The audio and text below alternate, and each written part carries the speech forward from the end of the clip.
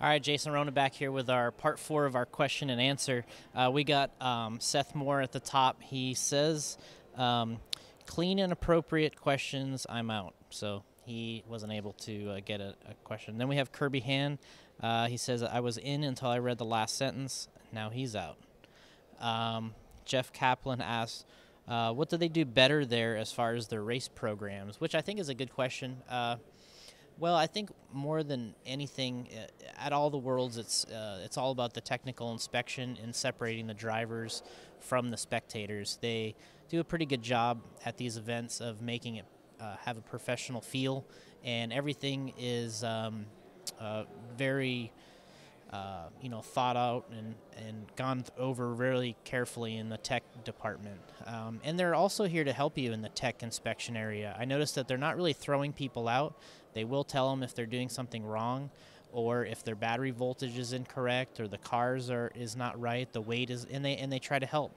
One thing that's different here is we were going through tech earlier with Mayfield, and they noticed his battery voltage was too much, and they had something over here to help drain the battery. In the Roar rules, they basically DQ you as soon as your battery is over 8.4, and here they just said, hey, just drain it down to where it needs to be, and come right back through tech. And that was for a practice run, and they were doing that for everybody. So that was really nice, and then Paul Worsley made the comment that they're kind of here to help you, not hurt you. So I think that was kind of a nice, and that's probably what they're doing better more than anything, is running a really structured program, and they let you know that they're here to help you and not hurt you.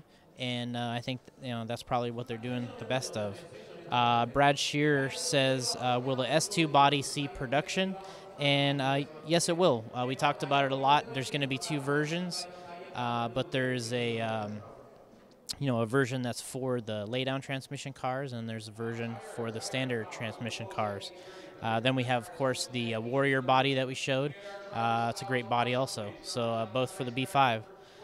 We got Justin Young asking if there's a high-flow version of the current style Silverado in the works. And the Silverado body is a short course body that we've had for quite some time, and it's actually already kind of a high-flow body. So we won't be doing anything new for that one because it's all the same. So thanks for that one. Somebody, Junior, asks, hey, Jason, is there anyone going to put true science behind the front wings, or is it just to know if it's downforce, looks, or just drag?